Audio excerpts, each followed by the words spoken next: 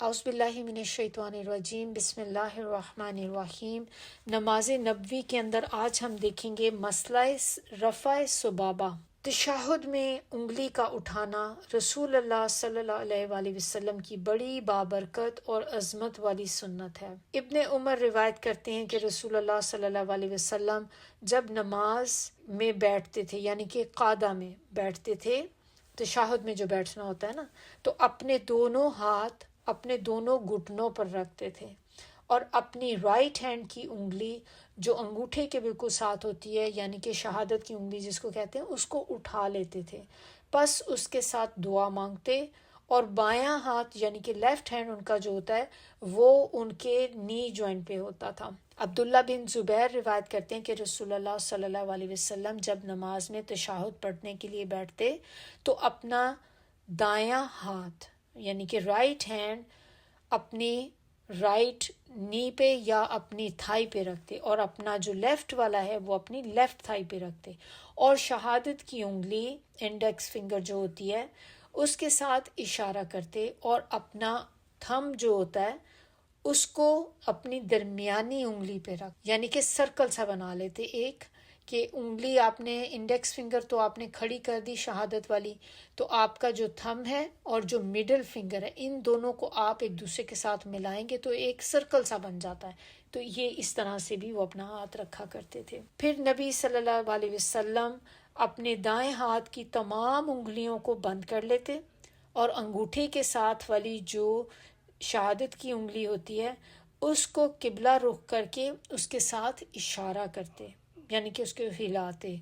یہ بھی مروی ہے کہ آپ صلی اللہ علیہ وسلم نے فرمایا، یہ انگلی کا اشارہ کرنا شیطان پر لوہے کی چوٹ سے بھی زیادہ سخت ہے۔ یہ صحیح مسلم کی روایت ہے، یعنی کہ شیطان کو اتنا برا لگتا ہے جب انسان تشہد میں اپنی انگلی اٹھاتا ہے۔ وائل بن حجر روایت کرتے ہیں کہ رسول اللہ صلی اللہ علیہ وسلم دوسرے سجدے سے اٹھ کر تشہد میں بیٹھے، دو انگلیوں کو بند کیا، انگوٹھے اور درمیان کی بڑی انگلی سے حلقہ بنایا اور اپنی شہادت کی انگلی سے اشارہ کیا۔ وائل بن حجر فرماتے ہیں کہ رسول اللہ صلی اللہ علیہ وسلم نے انگلی اٹھائی اور اسے ہلاتے تھے۔ وہ صرف لا الہ الا اللہ کہنے پر انگلی اٹھانا اور کہنے کے بعد واپس رکھ دینا کسی روایت سے ثابت نہیں ہے، اور اس کے بارے میں تو شیخ البانی فرماتے ہیں کہ انگلی کو حرکت نہ دینے والی روایت شاذ یا منکر ہے،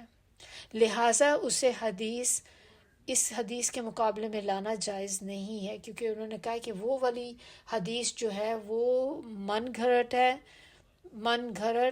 اور یا پھر جیسے منکر ہوتی ہے، شاذ ہے، ضعیف حدیث ہے کہ آپ اس کو ایکسیپٹ نہیں کر سکتے۔ رسول اللہ صلی اللہ علیہ وسلم تشہد میں اپنی جو شہادت کی انگلی ہوتی تھی اس کو تھوڑا سا خم دیتے تھے۔ قاعدہ تشہد سے تیسری رکعت کے لیے کھڑے ہوں۔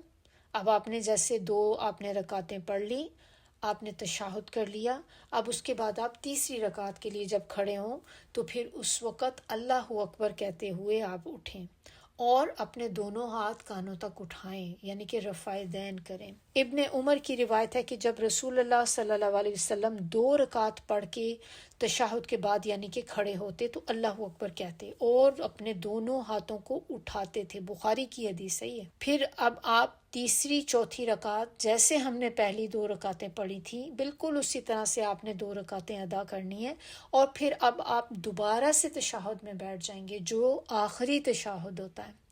اب اس میں نبی صلی اللہ علیہ وآلہ وسلم کا بیٹھنے کا طریقہ فرق تھا، اور یہی وہ طریقہ تھا کہ جس سے صحابہ کرام وہ لوگ جو بعد میں نماز جوائن کرتے تھے، جیسے ہوتا ہے کہ نماز جماعت کھڑی ہو گئی اور کچھ لوگ بعد میں آئے، تو جب وہ نبی صلی اللہ علیہ وسلم کو بیٹھا دیکھتے تھے تو ان کے بیٹھنے سے ان کو پتہ چل جاتا تھا کہ یہ پہلا تشہد ہے کہ دوسرا تشہد ہے۔ تو کیا فرق کیا تھا کہ اس میں نبی صلی اللہ علیہ وسلم جو آخری تشہد ہوتا ہے اس میں جب وہ آخری رکعت کا دوسرا سجدہ کر کے فارغ ہوتے اور تشہد کے لیے بیٹھ جاتے تو پھر اپنا بایاں پاؤں جو لیفٹ سائڈ پہ ہوتا ہے نا، یعنی کہ لیفٹ پاؤں اپنا جو ہے اس کو اپنی لیگ کے نیچے سے نکال کر رائٹ کی طرف کرتے تھے، اور اپنے جو لیفٹ بٹک ہے اس کے اوپر بیٹھتے تھے. اور ہم نے پچھلے تشہد میں کیا دیکھا تھا بیٹھنے کا طریقہ، کہ آپ اپنا لیفٹ فٹ جو ہے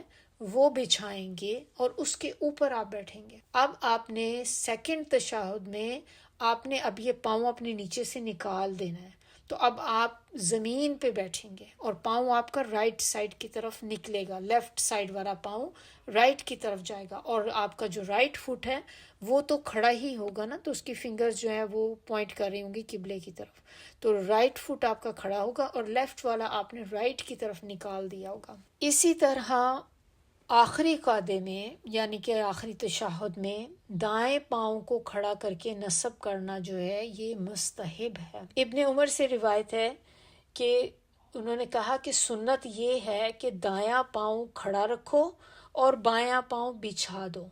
ان سے کہا گیا کہ آپ تو ایسا نہیں کرتے، تو انہوں نے کہا کہ میرے پاؤں مجھے سہار نہیں سکتے. یعنی کہ اگر آپ کو کوئی پاؤں میں پرابلم ہے، کوئی ایسی ہوتی ہے نا پاؤں میں بعض اوقات کسی کو درد ہوتی ہے بہت زیادہ کہ آپ اپنا پاؤں کھڑا نہیں کر سکتے، اس پوزیشن میں نہیں رکھ سکتے، تو پھر تو آپ کے لیے رخصت ہے کہ آپ اگر کر ہی نہیں پا رہے تو ظاہر ہے پھر آپ تو نہیں کریں گے. تو انہوں نے بھی یہی کہا کہ میرے پاؤں اس کو سہار نہیں سکتے، اس لیے میں یہ نہیں کر سکتا.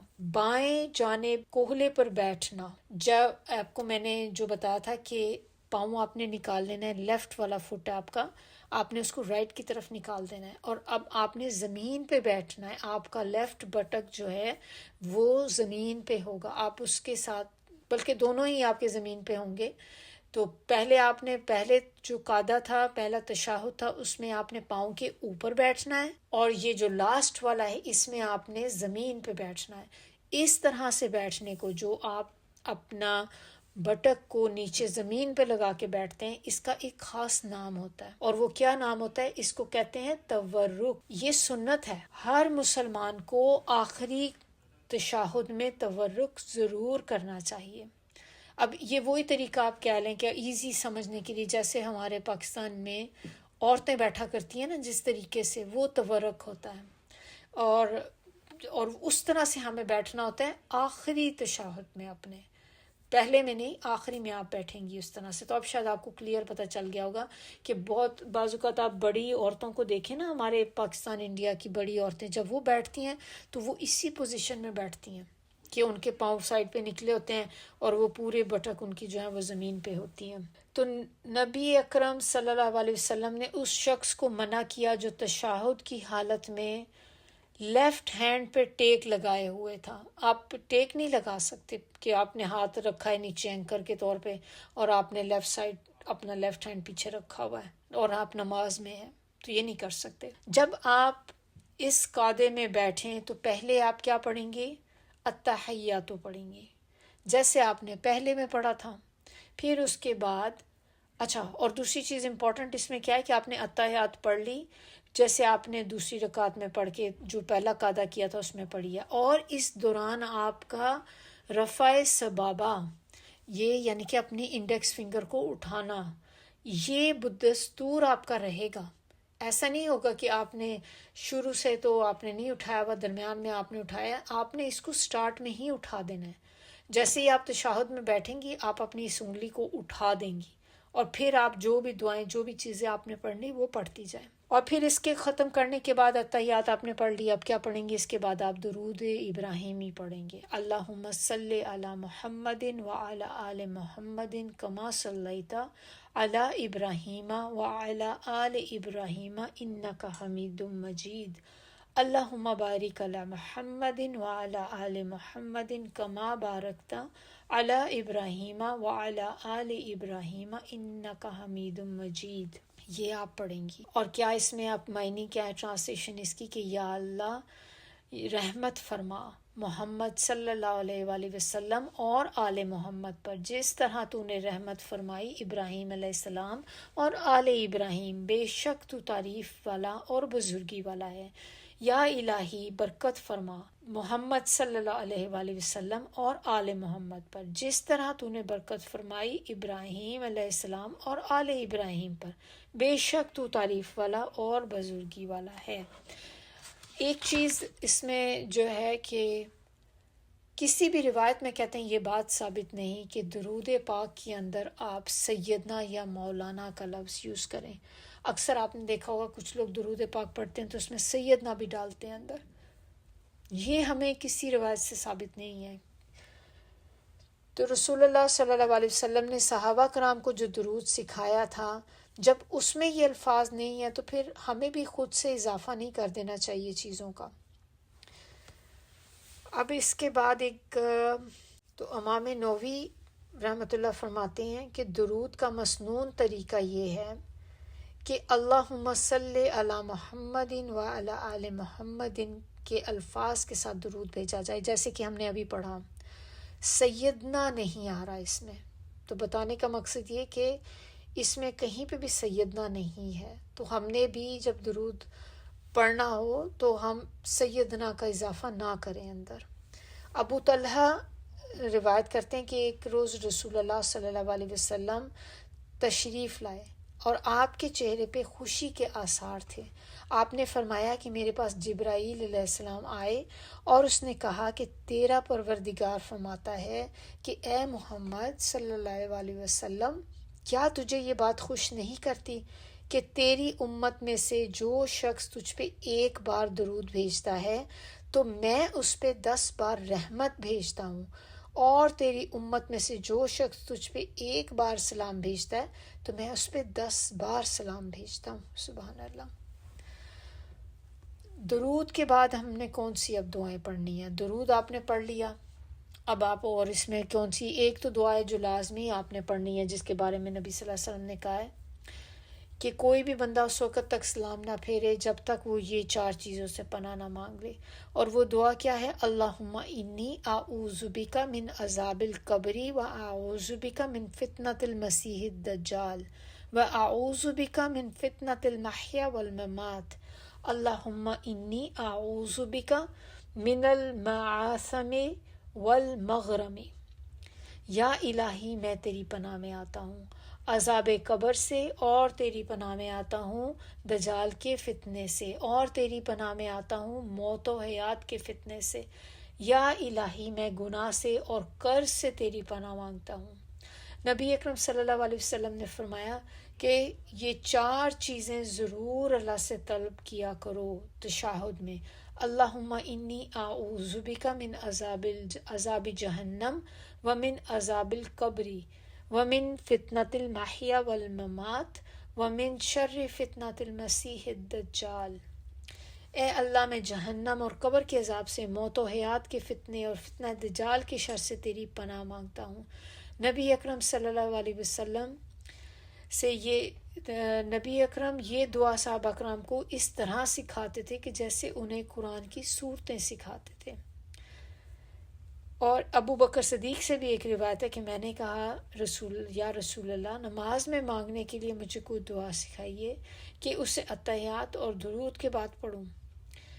تو آپ صلی اللہ علیہ وسلم نے فرمایا کہ پڑھ اللہم انی ظلمت نفسی ظلما کثیرا ولا یغفر الذنوب الا انت فاغفر لی مغفرۃ من عندک وارحمنی انک انت الغفور الرحیم. یا الہی، بلا شبہ میں نے اپنی جان پہ بہت ظلم کیا اور تیرے سوا کوئی گناہوں کی بخشش نہیں کر سکتا، بس اپنی جناب سے مجھ کو بخش دے اور مجھ پہ رحم کر، بے شک تو ہی بخشنے والا مہربان. سیدنا علی بن طالب فرماتے ہیں کہ رسول اللہ صلی اللہ علیہ وسلم تشہد کے بعد سلام پھیرنے سے پہلے یہ دعا پڑھا کرتے تھے: اللہم اغفر لی ما قدمت وما اخرت وما اسررت وما اعلنت وما اسرفت وما انت اعلم به منی انت المقدم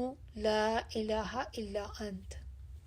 اے اللہ، تو میرے اگلے پچھلے پوشیدہ اور ظاہر تمام گناہ معاف فرما دے، اور جو میں نے زیادتی کی اور جو گناہ تو مجھ سے زیادہ جانتا ہے، اور جو میں نے زیادتی کی اور وہ گناہ جو تو مجھ سے زیادہ جانتا ہے وہ بھی معاف فرما دے.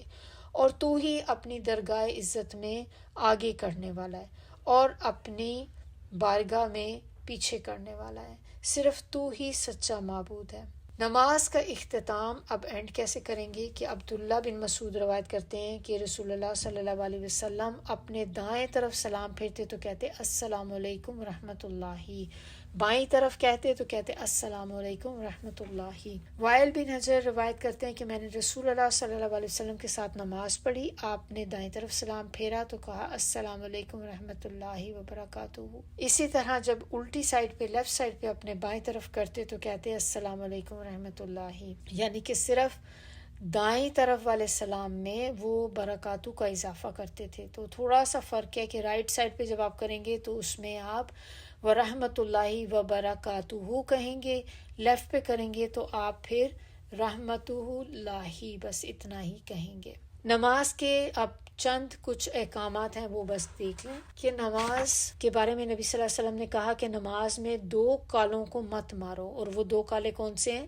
ایک سانپ نبی صلی اللہ علیہ وسلم نے فرمایا ہے کہ نماز میں 2 کالوں کو مار ڈالو، ایک سانپ اور ایک بچھو، کہ جب بھی اگر آپ کو نماز پڑھتے میں بھی نظر آئیں تو آپ ان کو مار دیں۔ اور ابو قتادہ فرماتے ہیں کہ میں نے رسول اللہ صلی اللہ علیہ وسلم کو اس حالت میں نماز پڑھتے ہوئے دیکھا کہ ابو العاص کی بیٹی امامہ آپ صلی اللہ علیہ وسلم کی نواسی آپ کے کندھوں پہ تھی، آپ رکوع فرماتے تو امامہ کو اتار دیتے اور جب کھڑے ہوتے تو پھر اسے اٹھا لیتے۔ تو معلوم ہوتا ہے کہ نماز میں بچے کو اٹھانے سے نماز ٹوٹتی نہیں ہے۔ نبی اکرم صلی اللہ علیہ وسلم نے فرمایا نماز میں ادھر ادھر دیکھنا بندے کی نماز میں شیطان کا حصہ ہے۔ نبی اکرم صلی اللہ علیہ وسلم نے کمر پر ہاتھ رکھ کے نماز پڑھنے سے منع فرمایا۔ نبی اکرم صلی اللہ علیہ وسلم نے فرمایا جب کسی کو نماز میں جمائی آئے تو اسے حتی المقدور روک کے رکھو، کیونکہ اس وقت شیطان منہ میں داخل ہو جاتا ہے۔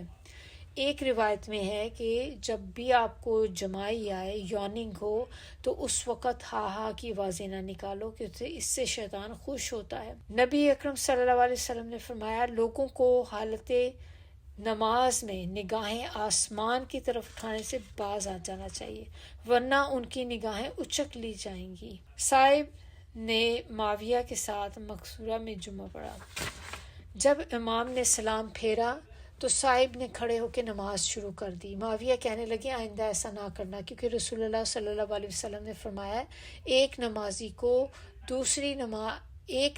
کو دوسری نماز کے ساتھ نہ ملاؤ، ان کے درمیان کلام کرو یا جگہ تبدیل کرو۔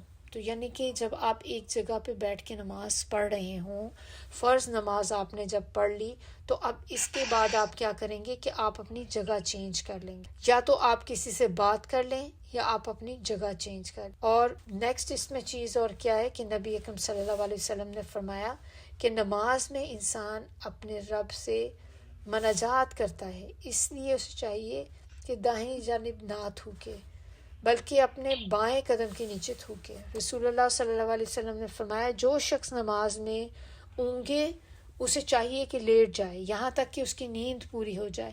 تو جو کوئی نیند میں نماز پڑھے گا تو اس کو معلوم نہیں ہو سکتا کہ وہ کیا پڑھ رہا ہے، اپنے لیے دعا کر رہا ہے یا بد دعا کر رہا ہے۔ زید بن ارقم سے روایت ہے کہ ہم نماز میں باتیں کیا کرتے تھے، تو پھر یہ آیت نازل ہوئی حافظوا علی الصلوات، تو ہمیں چپ رہنے کا حکم ہوا اور بعد میں بات کرنا بھی منع ہو گیا۔ صہیب رضی اللہ سے روایت ہے کہ میں رسول اللہ صلی اللہ علیہ وسلم کے پاس سے گزرا، آپ نماز پڑھ رہے تھے، میں نے سلام کیا تو آپ نے کہا، زبان سے بغیر کچھ کہے آپ نے دائیں ہاتھ کی انگلی کے اشارے سے سلام کا جواب دی۔ بس یہیں تک ہمارا آج کا ہے۔ نیکسٹ ہم جو کریں گے سجدہ سہو کریں گے، وہ بھی امپورٹنٹ ٹاپک ہوگا، تو انشاءاللہ نیکسٹ کلاس میں وہ ہماری جو فرائیڈے کی کلاس ہوگی اس میں کریں گے۔ سبحانک اللہم و بحمدک، نشہد ان لا الہ الا انت، نستغفرک و نتوب الیک۔